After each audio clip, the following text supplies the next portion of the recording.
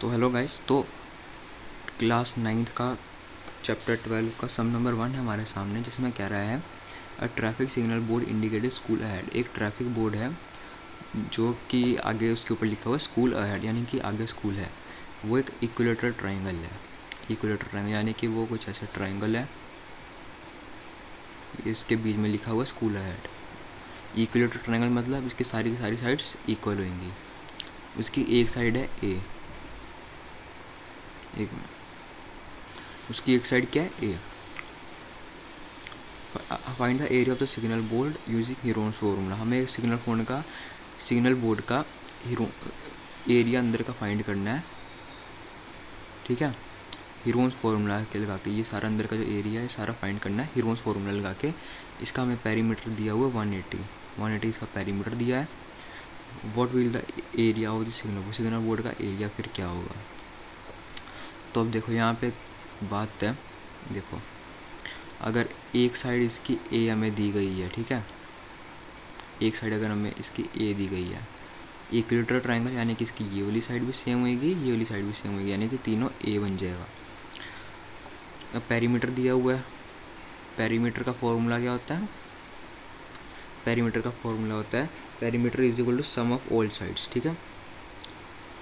Some of all sides यानी कि जो पेरीमीटर होगा, perimeter is equals to A plus A plus A. फिर perimeter is equals to A plus A कितना होता है 3 है, तो 3a आ गया। पेरीमीटर क्या आ गया हमारे पास 3a। अब पेरीमीटर की वैल्यू यहाँ पे 180 दी गई है। पेरीमीटर जो ये है पेरीमीटर, इसकी जगह हम नीचे डाल देंगे 180 इज इक्वल्स टू 3a। 180 इधर ही रहेगा, ए की वैल्यू निकालने के लिए 3 उधर चल जाएगा, और यानी कि इधर मल्टीप्लाई उधर डिवाइड हो जाएगा। तो अब 180 डिवाइडेड बाय 3 करेंगे तो कितना आएगा 60, ठीक है। तो यहाँ पे आ जाए 60 सेंटीमीटर इज इक्वल्स टू ए, यानी कि अब ए की वैल्यू है 60 सेंटीमीटर। यानी कि जो हमारा ग्राफ है, जो हमारा मतलब ये ट्रायंगल था, इसकी जो तीनों साइड ए थी, ये ए, अब वो क्या हो गई है 60, ये भी 60, ये भी 60, ठीक है। अब हमारे पास तीनों साइड आ चुकी है, तो अब हम इसको डालेंगे हीरोन्स फॉर्मूला में। तो हीरोन्स फॉर्मूला क्या होता है, हीरोन्स फॉर्मूला होता है ये होता है हीरोन्स फॉर्मूला, ठीक है। तो ये फॉर्मूला आपको याद कर लो, ये फॉर्मूला बहुत इंपॉर्टेंट है इस चैप्टर में। तो इस फॉर्मूला के अकॉर्डिंग यहाँ पे s बाहर आएगा, फिर s minus A, s minus B, s minus C. हमारे पास ए बी सी आ चुका है। ए बी सी क्या है हमारे पास 60 सेंटीमीटर्स, या वो कैसे है देखो, दोबारा बना के दिखाता हूँ। यहाँ पे इसकी वैल्यू ले लेते हैं हम ए, इधर बी, इधर सी, तीनों 60 है, ये भी 60 है, ये भी 60 है। तो ए भी 60, बी भी 60, सी भी 60, तो इसलिए ए बी सी की वैल्यू क्या होगी 60 सेंटीमीटर। अब ए बी सी की तो यहाँ पे वैल्यू हमें मिल चुकी है ए बी सी। अब एस की वैल्यू कैसे निकालनी है, एस की वैल्यू निकालने के लिए हमें एक फॉर्मूला होता है, वो फॉर्मूला के according S is equals to A plus B plus सी।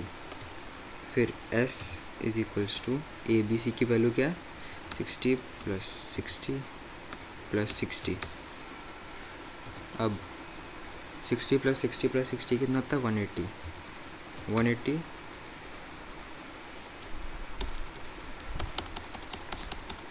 यहाँ पे इसको ऐसे नहीं लिखना, इसको मतलब 180 A plus B plus C divided by 2 ऐसा होता है, ठीक है।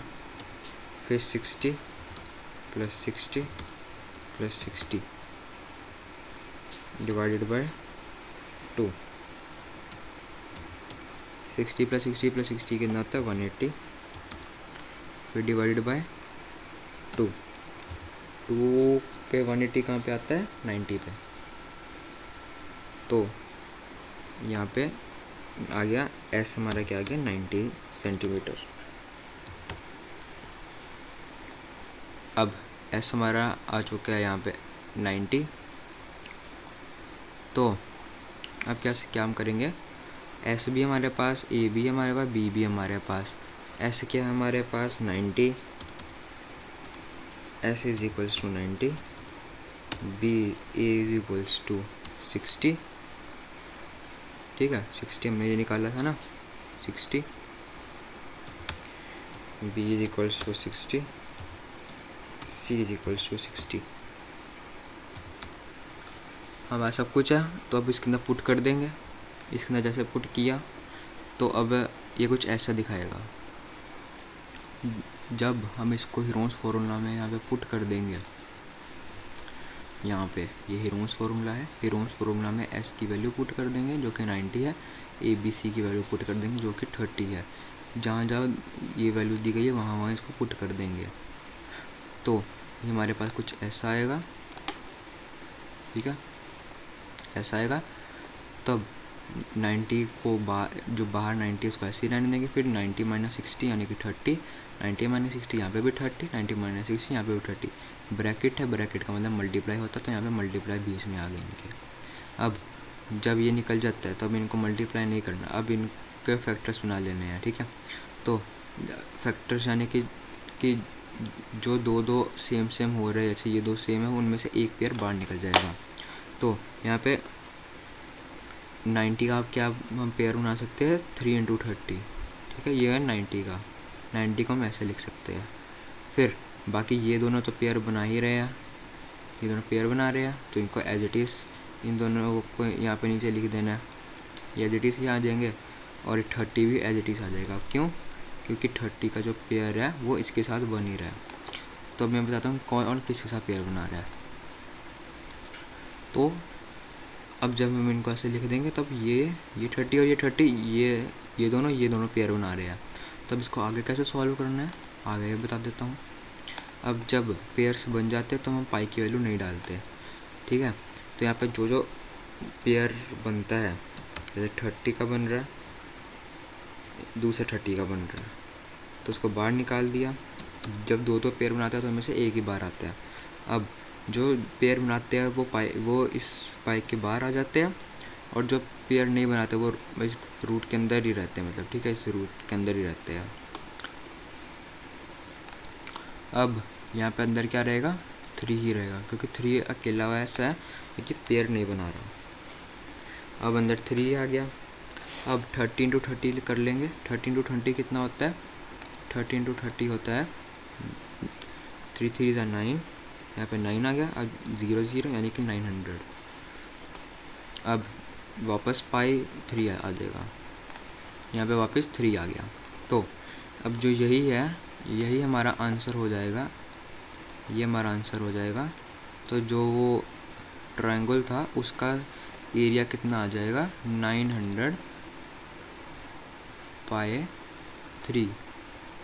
यहाँ पे मैं दोबारा लिख देता हूँ, रेज हो गया यहाँ पे 3। ठीक है, तो यहाँ पे भी देख लो, यहाँ पे भी यही आंसर लाया हुआ है, पर उनका मेथड थोड़ा डिफ़िकल्ट है, इसलिए मैंने आसान सा मेथड करा दिया। इनका मेथड थोड़ा डिफ़िकल्ट है इसलिए मैंने आसान करा दिया। तो यही थी आज की video. Hope you enjoy this video. तो guys please like and subscribe कर देना मेरे चैनल को। Bye bye.